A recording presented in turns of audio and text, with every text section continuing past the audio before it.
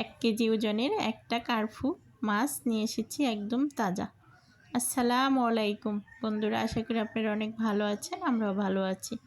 এই যে গাছে বেগুন ধরেছিল 4টা। আজকে কি করব বেগুন দিয়ে বলুন তো? এই যে মাইশা কি করে নিচ্ছে আজকে, এই যে এই বেগুন দিয়ে একদম মচমচে বেগুনের চপ বানাবো আজকে। বেগুনের চপই কিন্তু আজকে বাজার চেতে খাওয়া হবে। এই যে বেগুন ভাজাটার বদলে আমার এই বেগুন চপটা ভাত দিয়ে খেতেও অনেকটা ভালো লাগে, এমনি সস দিয়ে খেতেও ভালো লাগে। তো দেখুন আজকে এই 4টে বেগুনেরই চপ তৈরি করব। মাইশার আমি সেই করে খেয়ে নিব। এই যে খেয়ে নিচ্ছি, এমনি ভালো লাগছে, চুলাই থেকে নামাচ্ছি আর খাচ্ছি। আর এই যে মাইশা একটা বেগুন ছেড়েছে, দেখুন সেটা তো হয়ই না, কিন্তু এটা একদম মচমচা হয়ে গেছে, খেতে খুব ভালো লাগবে। আগে এটা দিয়েই শুরু করি, খেয়ে নিচ্ছি, তারপরে একে একে খেয়ে নিব। আর যখন কিনা চপটা চুলাই থেকে নামানো হয় তখনই কিন্তু গরম গরম খেতে ভালো লাগে। তো আমি একে একে খেয়ে নিচ্ছি। মাইশা একটু অপেক্ষা করছে, মাইশা গরম খেতে পারছে না। তো এই যে দেখুন আমার কাছে ভীষণ ভালো লাগছে, খাচ্ছি যে এই যে তৈরি করছি আর খাচ্ছি।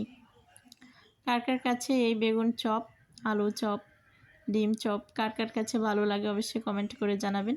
আমার আর মাইশার কিন্তু অনেক পছন্দ, আমরাও কিন্তু মাজিয়ে রান্না করি আর খেতে থাকি। এই যে অনেকটা তৈরি করে নিয়েছি, এখন খাওয়ার পালা হলো ভাত দিয়ে। এতক্ষণ তো খেয়েছি, এখন খাবো ভাত দিয়ে, মচমচা একদম, খেতে ভালো লাগবে আর খুবই ভালো লাগছে। একদম গাছের বেগুন তো, মেডিসিন ছাড়া কোনো নাই, সার মার নাই। আর আমার গাছে কখনো আমি সার দিই না, সার ছাড়াই ফলনটা খেতে ভালো লাগে, ওইটাই সবচেয়ে বেশি ভালো। তো এই যে খুব ভালো লাগছে দেখতে। আর আমি এই যে এখানে আজকে পটল দিয়ে ওই কার্পু মাছটা রান্না করে নিয়েছি। পটল আলুটা একদম সুন্দর তেলে ভেজে তারপরে কার্পু মাছটা রান্না করেছি।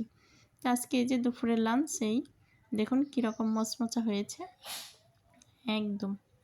বেসন, চালের গুঁড়ি আর দিয়েছি বেকিং পাউডার, তার জন্য চপটা খুব সুন্দর হয়েছে, একদম মচমচে। এই যে দেখুন বেগুনটা এত সুন্দরভাবে গলে গেছে, তো খুবই ভালো লাগছে আর খেতে তো আরও ভালো লাগছে।